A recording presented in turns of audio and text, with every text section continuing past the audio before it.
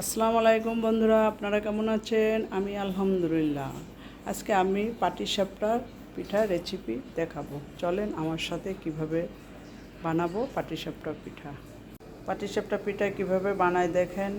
আমি এখানে এই কাপের এই বাটির 2 বাটি চালের গুঁড়া নিয়েছি, যেটা ফ্রিজে ছিল। আমি সেই চালের গুঁড়োটা নিয়েছি। চালের গুঁড়োটা সুন্দর করে চেলে নিয়েছি, একদম মিহি করে নিয়েছি, যাতে কোনো দানা দানা বা সুজির কোনো ভাব না থাকে। এরপরে আমি এই বাটির 1 বাটি দিয়ে দিলাম আটা। এখন আমি একে একে সবগুলো উপকরণ মিলিয়ে নিব। এখানে আমি গুড় দিয়ে দিলাম। আজকে আমার যে গুড় ছিল সব গুড় শেষ, যতটুকু ছেলে গুড় দিয়ে দিলাম। আর একটু চিনি দিয়ে দেবো, যদি গুড়ে পুরাটা না হয় একটু চিনি দিয়ে দেবো। আমি সুন্দর করে হাত দিয়ে এটাকে মাখাইয়ে নিই। এরপর অল্প অল্প করে আমি দুধ দিব ভিতরে। দুধ দিয়ে আমিটা বানাবো। সুন্দর করে একটু লবণ দিয়ে দিলাম। এখন আমি অল্প অল্প করে দুধ দিব।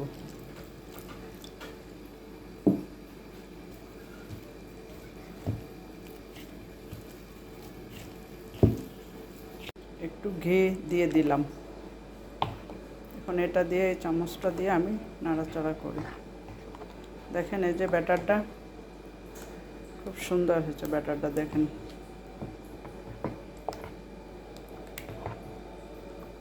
ব্যাটারটা 10 মিনিটের জন্য রেস্টে থাকুক বন্ধুরা। আমি পিঠার পুরের জন্য এখানে সুজি নিয়েছি। সুজিটা একটু হালকা ভেজে নিচ্ছি।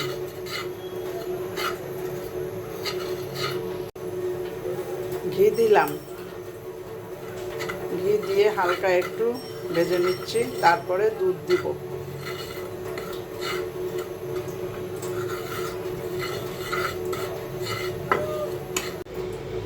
আমি 2 চামচ চিনি দিলাম, সাথে একটু গুড় দিলাম। গুড় দিলে টেস্টটা একটু বেশি হবে, এই জন্য গুড়টা দিলাম। আমার কাছে গুড় কম আছে, কারণ পিঠার ভিতরে তো আমার গুড় দিব আমি, এই জন্য আমি গুড়টা কম দিলাম। চিনি গুড় একসঙ্গে মিলিয়ে কাজটা সেরে নিলাম।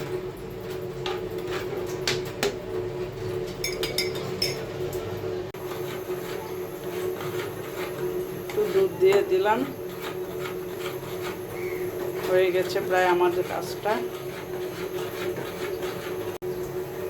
আমি লবণ দিতে ভুলে গিয়েছিলাম, একটু লবণ দিয়ে দিলাম। লবণ না দিলে মিষ্টি খাবারে টেস্টটা ব্যালেন্স হয় না।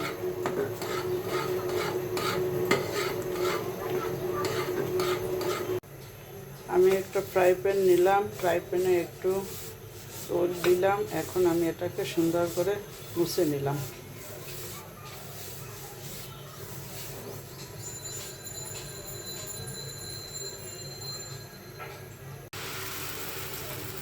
কাপের 1 কাপ দিয়ে আমি সব সময় এখন এরকম হাতলটা দিয়ে সুন্দর করে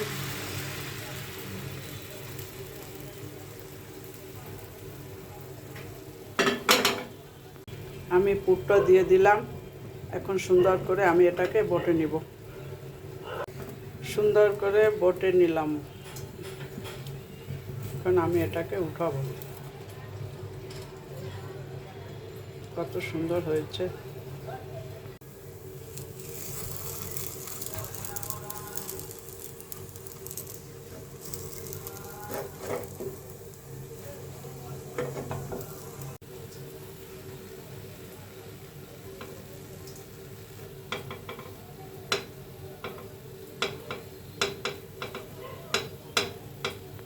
অবশেষে বন্ধুরা আমার সব পিঠাগুলো ভাজা শেষ হলো। দেখেন কেমন হয়েছে, খুবই সুন্দর হয়েছে বন্ধুরা। আপনারা পিঠাগুলোতে লাইক করবেন, কমেন্ট করবেন, সাবস্ক্রাইব করবেন। সবাই আমার পাশে থাকেন, সবাই ভালো থাকবেন। খোদা হাফেজ।